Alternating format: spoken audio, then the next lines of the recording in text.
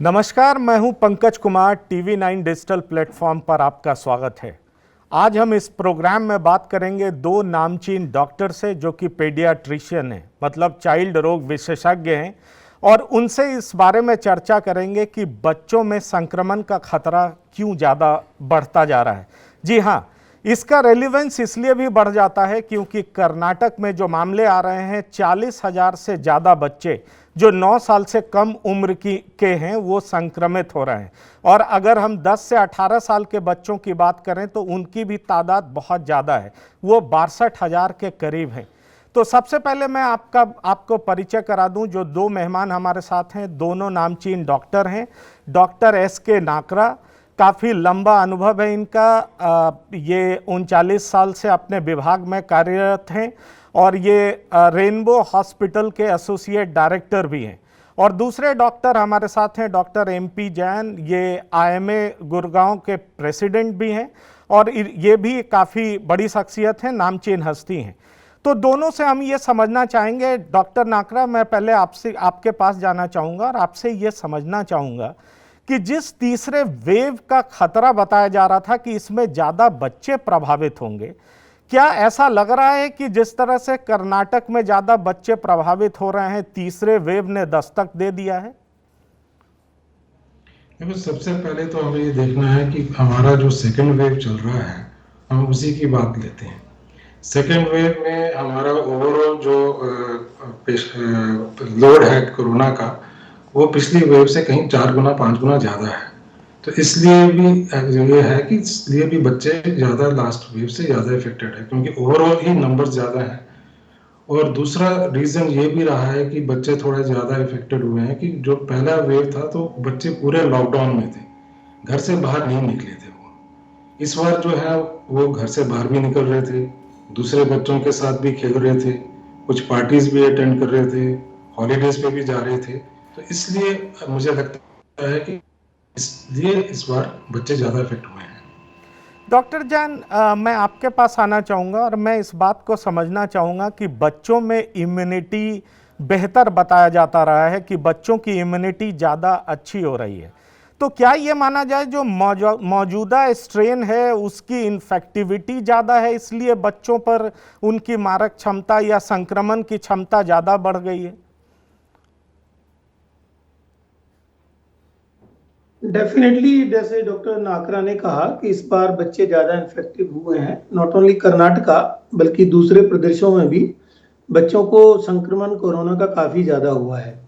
और आगे आने वाले टाइम में बच्चों के संक्रमित होने का खतरा थोड़ा सा इसलिए ज़्यादा है कि एक तो एडल्ट जो हमारी पॉपुलेशन है उनमें से काफ़ी लोगों को ऑलरेडी इन्फेक्शन हो चुका है।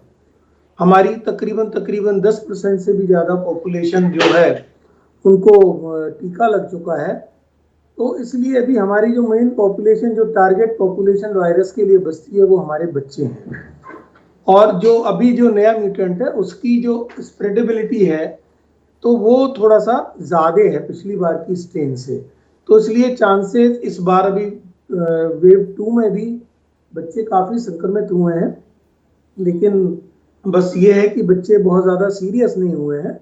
लेकिन आगे आने वाली टाइम में या दूसरे देशों के अगर एग्जाम्पल से हम देखें, US या UK से, तो बच्चों के भी संक्रमित होने की और उनके थोड़ा सा ज़्यादा बीमार होने की संभावना शायद आगे भविष्य में हो सकती है। डॉक्टर नाकरा, मैं आपसे ये जानना चाहूँगा कि जैसे डॉक्टर जैन ने कहा कि आगे खतरा है, ज़्यादा लोग इन्फेक्टेड हो सकते हैं, पर बड़ा सवाल ये है कि अभी तक बच्चों के लिए वैक्सीन का ट्रायल चल रहा है, मतलब वैक्सीनेशन का ट्रायल जो भारत बायोटेक है उसने कहा है कि हम इसका ट्रायल कर रहे हैं। तो निश्चित तौर पर ये कम से कम 3 महीने का अवधि जरूर लगेगा, समय लगेगा, जिसमें बच्चों के लिए वैक्सीनेशन तैयार हो सकेगा।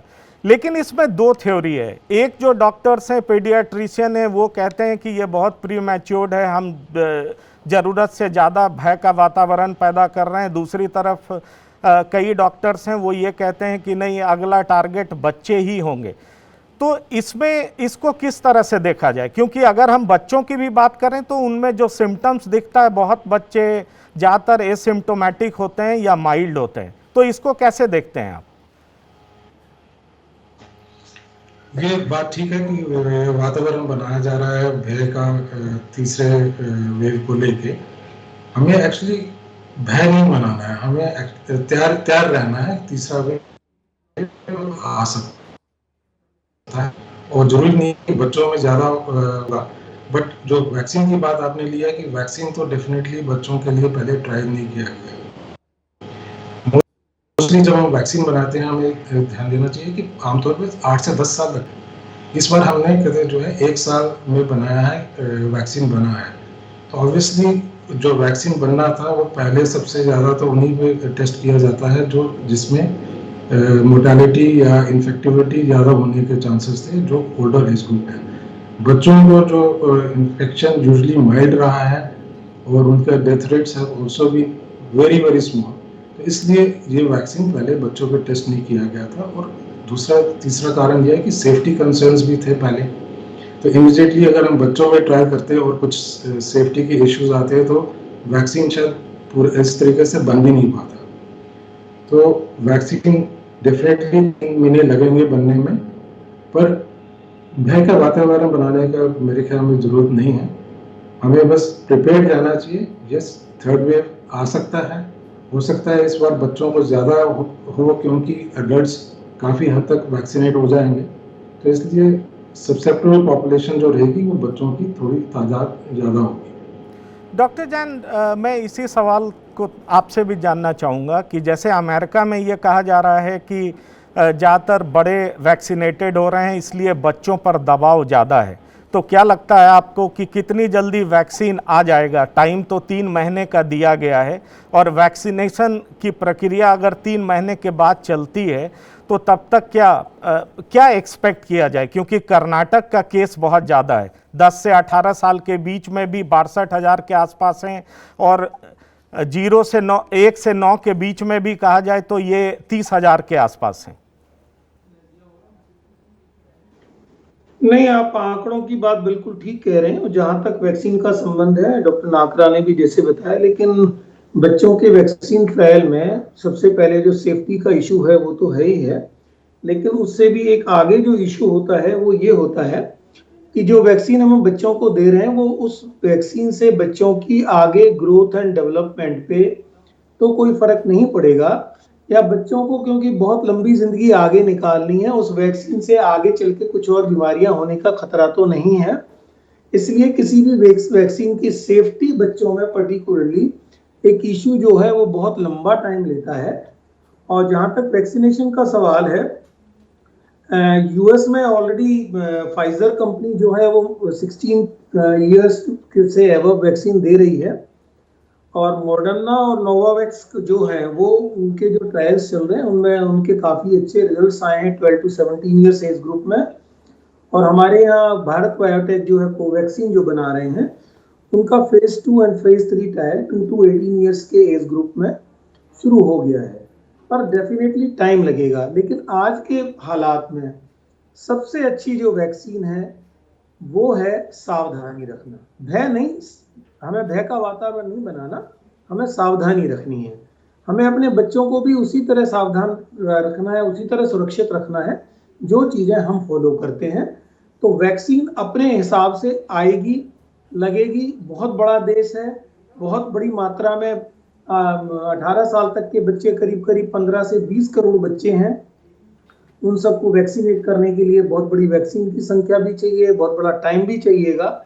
लेकिन जब तक के लिए हमें बहुत ज़रूरी है कि हम सावधानी पूरी तरीके से बरतें, और जहां भी सावधानी में चूक हुई वहीं हम अपने आप को प्रॉब्लम में पाएंगे। डॉक्टर जैन, मेरा अगला सवाल आपसे ही होगा। ये जानना बेहद इम्पॉर्टेंट हो जाता है कि 9 साल के बच्चे संक्रमित हो रहे हैं, उन पर खतरा है, तो 9 साल के बच्चे को कैसे प्रोटेक्ट किया जाए, कैसे सेव किया जाए? क्योंकि उनको मास्क पहनाना उतना ही डिफ़िकल्ट होता है, और अगर वो घर में एसिम्प्टोमेटिक हैं या माइल्ड हैं तो उनसे और भी लोगों को फैलने का खतरा ज़्यादा रहता है।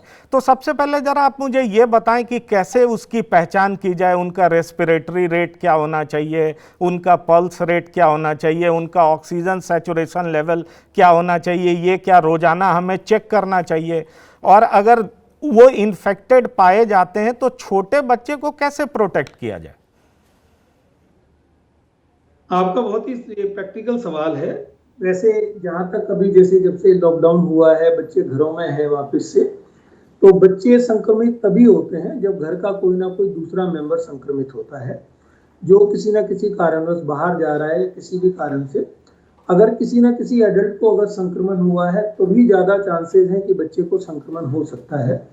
आपने बिल्कुल ठीक कहा है कि 9 साल के बच्चे को आइसोलेट करना बिल्कुल अलग से या मास्क पहनाना बेहद मुश्किल है, और छोटे बच्चों को उससे भी ज़्यादा मुश्किल है।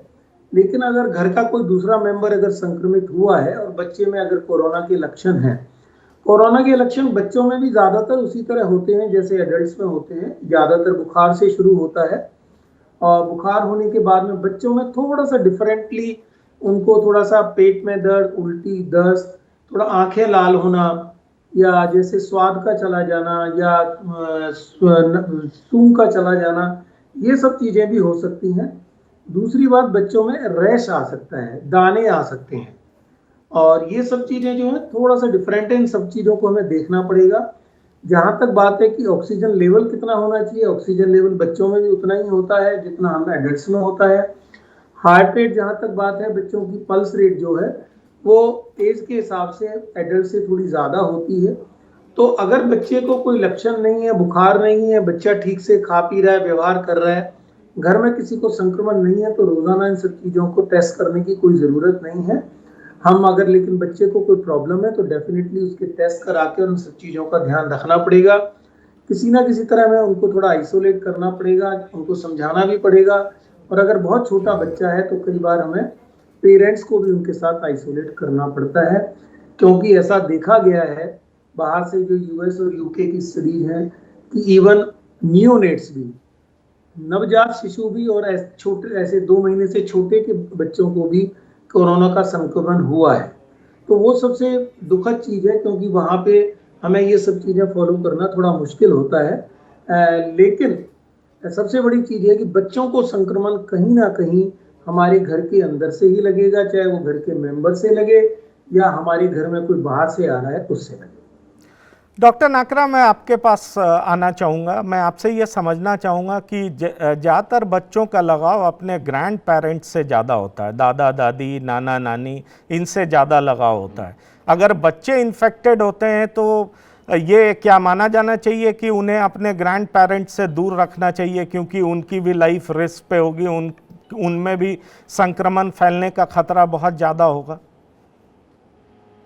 ये जी बिल्कुल ठीक कहा आपने, क्योंकि बच्चों को ग्रैंड पेरेंट्स से लगाव तो बहुत होता है और ग्रैंड पेरेंट्स को भी बच्चों से लगाव होता है। पर इस समय हमें ये देखना है कि क्योंकि उनको अगर डिजीज़ होगी तो उनको ज़्यादा खतरा है, तो इसलिए बच्चों को जो है ग्रैंड पेरेंट्स से बिल्कुल अलग रखना चाहिए।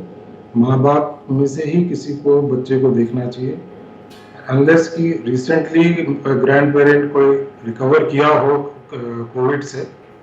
मैं दोबारा रहा हूँ रिसेंटली, तो वो जो है बच्चे के साथ वो रह सकते हैं अगर वो रिसेंटली रिकवर। अदरवाइज तो बच्चों को ग्रैंड पेरेंट्स के पास बिल्कुल नहीं जाना चाहिए। डॉक्टर जैन, मेरा आपसे अगला सवाल ये होगा, चूंकि इन्होंने कहा ग्रैंड पेरेंट्स से दूर रखना चाहिए, ये सही बात है, लेकिन अगर हम आंकड़ों की बात करें तो 10 बच्चों में से 1 को हॉस्पिटलाइजेशन की ज़रूरत पड़ती है। लेकिन अगर पिछले वेव से इस वेव की तुलना करें तो अगर बच्चों की बात करें तो बच्चों की मौत दोगुनी हुई है। और अगर हम एडोलेसेंट की बात करें, 10 से 18 साल की बात करें, तो उनमें बच्चों की जो उनमें मौत का दर है वो 3 गुना ज़्यादा है। तो क्या आपको लगता है कि ज़्यादा लोग संक्रमित हुए हैं इसलिए ये संख्या ज़्यादा है, या बच्चों में भी सीवियरिटी ज़्यादा बढ़ रहा है? ये स्ट्रेन, कौन सा स्ट्रेन इसके लिए जिम्मेदार आपको लगता है, डबल म्यूटेंट वायरस या यूके स्ट्रेन वाला वायरस है? क्योंकि यूके में भी ये बात हुई थी कि बच्चे ज़्यादा संक्रमित हो रहे हैं यूके स्ट्रेन से। आप बिल्कुल ठीक कह रहे हैं, लेकिन अगर हम आंकड़ों को देखें तो हॉस्पिटलाइजेशन की जो ज़रूरत है वो यूएस और यूके के आंकड़ों के हिसाब से बच्चों को एडल्ट्स के मुकाबले तकरीबन 20 गुना कम थी। यूएस में और यूके की जो अभी तक स्टडीज हुई हैं, उनका जो अभी जो सारा उन्होंने उसको वो किया है, इकट्ठा किया है, जमा किया है, तो करीब करीब 8 बच्चे 1 लाख पॉपुलेशन में उनको हॉस्पिटलाइजेशन की जरूरत पड़ी, जबकि एडल्ट्स को 165 को जरूरत पड़ी हॉस्पिटलाइजेशन की। लेकिन जितने बच्चों को जरूरत पड़ी उसमें से 1/3 बच्चों को आईसीयू केयर की जरूरत पड़ी। ये एक जरूर सोचने वाली चीज है, क्योंकि अगर हम ये देखें हमारे देश में पीडियाट्रिक सर्विसेज जो हैं, अगर हम एडल्ट सर्विसेज में, क्योंकि हमारे फिजिशियंस भी हैं, एनेस्थेटिस्ट भी हैं, हमारे फैमिली फिजिशियन एमबीबीएस डॉक्टर्स भी हैं, वो सब एडल्ट केयर कर सकते हैं। लेकिन जहां तक बच्चों की बात है, बच्चों की केयर करने के लिए या उनके इलाज के लिए आपको पीडियाट्रिशियन की जरूरत पड़ेगी। मुश्किल से हमारे देश में 70 से 80 हजार पीडियाट्रिशियंस हैं, उसमें से भी करीब 30% पीडियाट्रिशियन सिर्फ 10 बड़े शहरों में है। उसके बाद नंबर आता है आईसीयू केयर का। आईसीयू एज सच हमारे देश में बहुत कम है, लेकिन जहां तक हम बच्चों के लिए स्पेसिफिक आईसीयू की बात करें तो वो तो सिर्फ ना के बराबर है, वो भी बहुत बड़े बड़े शहरों में और बड़े बड़े हॉस्पिटल्स में। तो सबसे सोचने वाली बात है, हमें जो प्रिपेयर्डनेस करनी है, हमें भय का वातावरण नहीं बनाना है, लेकिन हमें तैयारी करनी है। और तैयारी ये करनी है कि अगर हमारे बच्चे ज्यादा संक्रमित होते हैं या बच्चों को अगर इस तरह की केयर की जरूरत पड़ती है, तो आगे आने वाले समय में हमारे पास बच्चों के लिए आईसीयू के बेड्स हों, उनकी दवाइयां हों, ऑक्सीजन पर्याप्त मात्रा में हो, और साथ साथ नर्सिंग स्टाफ हमारा इस चीज के लिए ट्रेंड किया जाए कि वो उन बच्चों की केयर कर सके।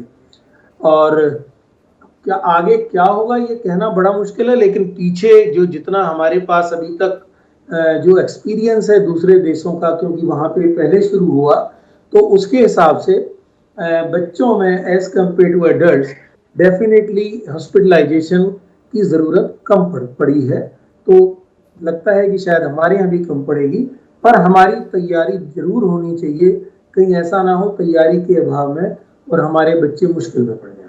जाहिर तौर पर ये बहुत ही इम्पॉर्टेंट बात आपने बताई डॉक्टर जैन, लेकिन डॉक्टर नाकरा मैं आपसे जानना चाहूँगा, चूँकि आपका area of interest child growth and development भी है, आप ये बताएं कि ये नौबत ही नहीं आए कि बच्चों को हॉस्पिटल जाना पड़े या वो इस बीमारी के चपेट में आ सकें, तो उनके ग्रोथ में और जो बच्चों को किस तरीके से सिखाया जाए कि कोविड एप्रोप्रिएट प्रोटोकॉल का वो समुचित रूप से पालन कर सकें, जिससे वो ज़्यादा से ज़्यादा संख्या में इस बीमारी से दूर रह सकें।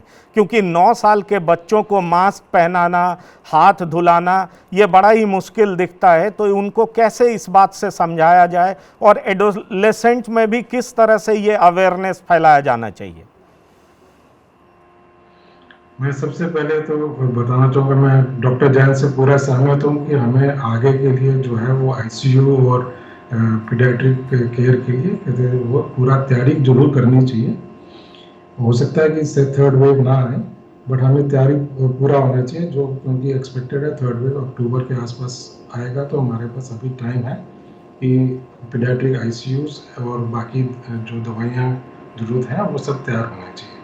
और बाकी रहा आपका सवाल 9 साल के बच्चों का, इंडियन अकेडमी ऑफ पीडियाट्रिक्स कहते हैं और WHO और सारे सोसाइटीज ये बोलती हैं कि 2 साल से ऊपर के बच्चों को मास्क पहनाना सिखाना जरूरी है। 2 साल से कम वाले बच्चों को मास्क नहीं पहनाना है। और मेरे ख्याल में तो कोविड अप्रोप्रिएट बिहेवियर के अलावा और कोई तरीका नहीं है जिससे हम बच्चों को कहते सेव कर पाएंगे।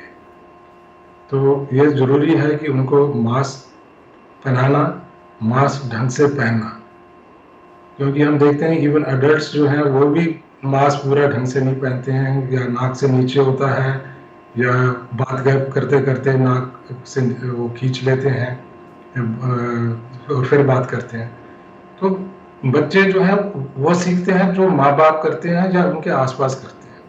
अगर हम कोविड अप्रोप्रिएट बिहेवियर रखेंगे तो मुझे पक्का यकीन है कि बच्चे भी वही सीखेंगे जो हम सिखा रहे हैं। और बच्चे ऑब्जर्व करते हैं। तो हाथ धुलाना और ये सब करना, तो ये एक तरीके का हमें उनको ऑटोमेटिक ही वो बिहेवियर बनाना पड़ेगा, कोविड अप्रोप्रिएट बिहेवियर सिखाना पड़ेगा, क्योंकि वही एक तरीका है बचने का। बाकी दूसरा ये है कि बच्चों की डाइट अच्छी होनी चाहिए। बैलेंस डाइट जो है सबसे इम्पोर्टेंट है। बच्चों को वेजिटेबल्स, फ्रूट्स जो है वो कहते जरूर उनकी डाइट का पार्ट होना चाहिए, क्योंकि अगर हम बैलेंस डाइट खाएंगे तो इम्यूनिटी बेटर रहेगी। दूसरा, आजकल कहते बिकॉज ऑफ ये लॉकडाउन के चक्कर में लोग बच्चों जो है पूरा खेल नहीं पा रहे हैं घर से बाहर, पर हमें ये भी देखना है कि घर के अंदर वो एक्टिव रहे, क्योंकि अगेन फिजिकल एक्टिविटी अगर ठीक रहेगी तो बच्चों का जो है वो भी अगेन इम्यूनिटी लेवल्स अच्छे रहेंगे। तीसरा पॉइंट जो है स्लीप का है। बच्चों को जितना मात्रा में उनको नींद करनी है वो पूरा होना चाहिए। छोटे बच्चों का 10 से 12 घंटे के करीब होना चाहिए, और जो 9 साल से एडोलेसेंट बच्चे हैं उनको 8 से 10 घंटे की नींद रात की बहुत ज़रूरी है। अगर हम ये लाइफस्टाइल चेंजेस करेंगे तो इससे ही हमारी इम्यूनिटी काफ़ी इम्प्रूव हो जाएगी, और बच्चे जो हैं अगर संक्रमित होते भी हैं तो उनको माइल्ड टू मॉडरेट इलनेस से ज़्यादा नहीं होगा। डॉक्टर जैन, मैं आपके पास आना चाहूँगा। डॉक्टर नाकरा ने एक बड़ी अच्छी बात कही कि बच्चों के बिहेवियर में किस तरह का परिवर्तन देखा जा रहा है और पेरेंट्स को क्या क्या फॉलो करना चाहिए जिससे बच्चे उनसे सीख सकें। पर एक मेरा सवाल यह है कि आजकल बच्चे अपने घर से नीचे तक नहीं उतर रहे, वो स्पोर्ट्स में पार्टिसिपेट नहीं कर रहे, और जब तक वो खेलेंगे कूदेंगे नहीं उनका इम्यूनिटी बेहतर होगा नहीं। तो मैं आपसे ये जानना चाहूँगा कि क्या ऐसे समय में बच्चे को नीचे आना चाहिए, भले ही वो झुंड में ना खेलें, ग्रुप में ना खेलें, पर क्या वो नीचे फील्ड में जहाँ खुला वातावरण हो वहाँ बच्चे को कुछ देर के लिए नीचे आना चाहिए, खेलना चाहिए, साइकिलिंग करना चाहिए, जिससे कि उनकी फिजिकल एक्टिविटीज अच्छी होगी और उनका इम्यूनिटी भी बेहतर होगा?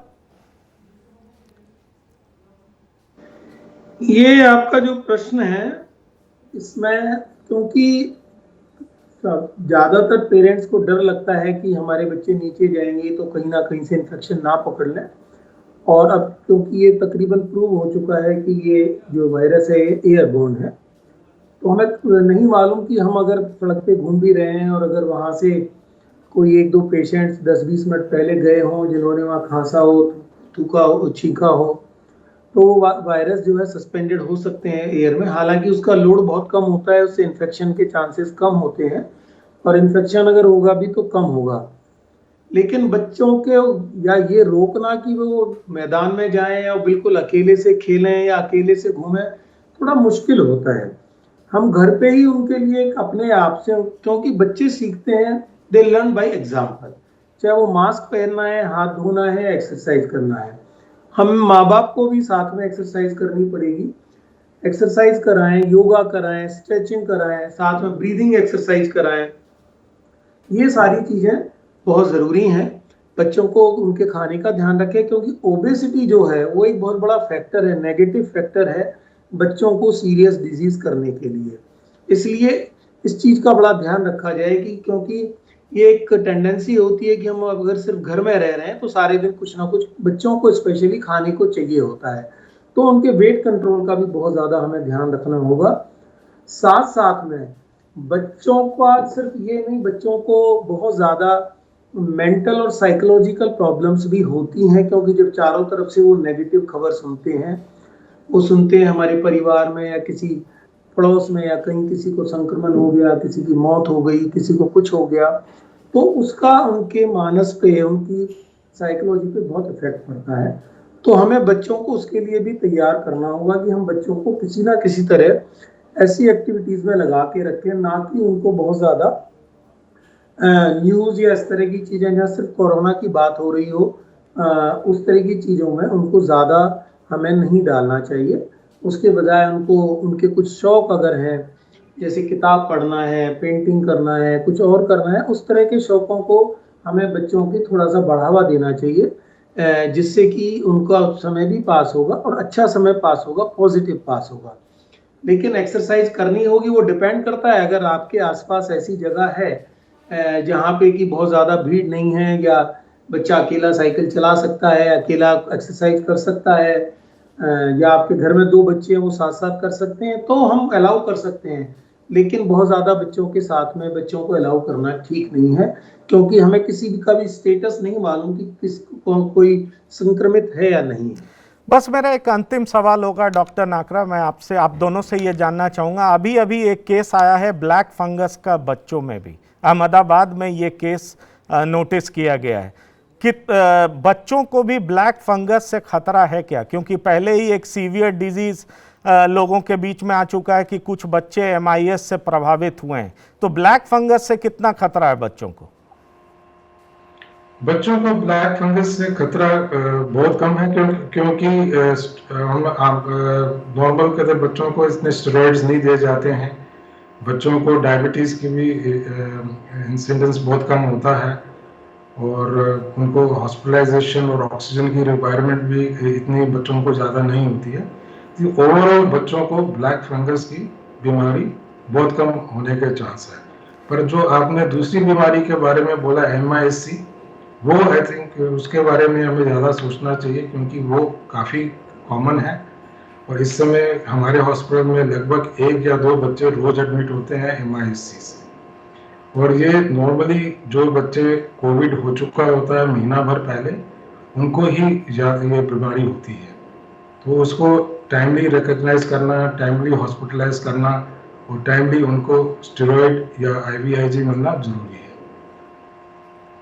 डॉक्टर जैन, ब्लैक फंगस को लेकर के ही आपसे सवाल पूछूंगा कि क्या प्रिकॉशंस लेना चाहिए बच्चों के तौर पे, बच्चों के लिए खास तौर पे, क्योंकि कहा जाता है कि इन्वायरमेंट में मॉइस्चर होगा तो संक्रमण का खतरा ज़्यादा होगा।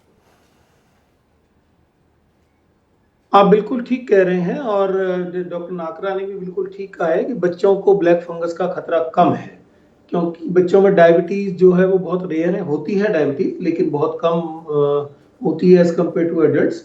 और बच्चों को ज़्यादातर स्टीरॉइड्स इतने ज़्यादा लंबे समय तक या बहुत ज़्यादा डोजेज में नहीं दिए जाते हैं। लेकिन ब्लैक फंगस जो है ये कोविड के ट्रीटमेंट का एक बाई प्रोडक्ट है।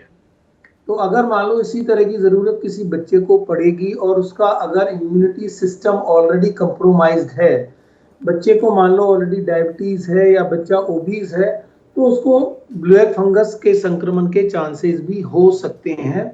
इसलिए ध्यान रखने वाली बात यही है कि बच्चों को जो ऑक्सीजन है वो ठीक से दी जाए, जितनी ज़रूरत हो उतनी दी जाए, स्टेरॉइड्स कम मात्रा में और कम समय के लिए जितना कम से कम हो उतना दिया जाए, और जहाँ तक हो सके बच्चों को वेंटिलेटर पे की बजाय अगर ऑक्सीजन से काम चल सके तो ज़्यादा बेटर है। और अगर ब्लैक फंगस का अर्लीस्ट साइन भी डेवलप अगर होता है किसी बच्चे में, तो तुरंत उसका बड़ा एग्रेसिव मैनेजमेंट शुरू करना चाहिए। उसके लिए हमें शंका या ये नहीं रखनी चाहिए कि अभी देख लेते हैं, क्योंकि बच्चों में इतने रिजर्व्स नहीं है कि उनमें देख लेने की गुंजाइश हो। तो उसके लिए तुरंत इलाज और तुरंत उसका मैनेजमेंट शुरू करना बहुत ज़रूरी है। डॉक्टर नाकरा ने जो बोला वो बिल्कुल सही है। MIS-C जो है वो बच्चों में ज़्यादा खतरनाक है। केसेस सारी जगह आ रहे हैं, बाहर से भी केसेस काफ़ी रिपोर्टेड हैं, इंडिया में भी काफ़ी रिपोर्टेड हैं। और तो उसके लिए हमें ज़्यादा ध्यान रखना होगा कि किसी भी बच्चे को अगर फीवर है और या पीछे कोविड की हिस्ट्री है और अब उसको अचानक से हाई ग्रेड फीवर होता है, तो उसके लिए हमें MIS-C का ज़रूर ध्यान रखना होगा, और उसके उचित डायग्नोसिस की और उचित इलाज की बहुत ज़रूरत है। उसके लिए again we need a lot of ICU beds, और हमें अपनी तैयारी आगे के भविष्य के लिए ज़रूर रखनी है। भगवान ना करे ऐसा हो, ज़रूरत ना पड़े, लेकिन अगर ज़रूरत पड़े तो हम हाथ बांध के खड़े ना हो, हमारे पास हमारे शस्त्र जो हैं वो तैयार हों, हमारी तैयारी पूरी हो, जिससे कि हम बच्चों की जो जान है, बच्चों का जो स्वास्थ्य है उसको ठीक रख सकें। थैंक यू डॉक्टर नाकरा और डॉक्टर जैन, आप दोनों का बहुत बहुत धन्यवाद। आपने अपना कीमती वक्त TV9 डिजिटल के लिए निकाला। तो तो ये थे डॉक्टर नाकरा और डॉक्टर जैन, जिन्होंने बड़े ही बृहत रूप से बच्चों को लेकर के चर्चा की कि किस तरह से बच्चों में पॉसिबिलिटी हो सकता है संक्रमण का। लेकिन अगर हम एहतियात बरतें और पूरी तरह से अलर्ट रहें तो हम अपने बच्चों को बचा सकते हैं। और उन्होंने साफ तौर पर यह भी कहा कि बच्चों में ज़्यादा खतरा MIS का है, इसलिए ज़रूरी है कि उस पर हम ध्यान रखें कि उनमें सिम्टम्स क्या क्या आ रहे हैं। साथ ही उनके इम्यूनिटी को बढ़ाने के लिए हम जो भी उपाय कर सकते हैं उसको लेकर के हमें ज़रूर करना चाहिए। तो TV9 डिजिटल प्लेटफॉर्म पर आप जुड़े रहे, इसके लिए बहुत बहुत धन्यवाद।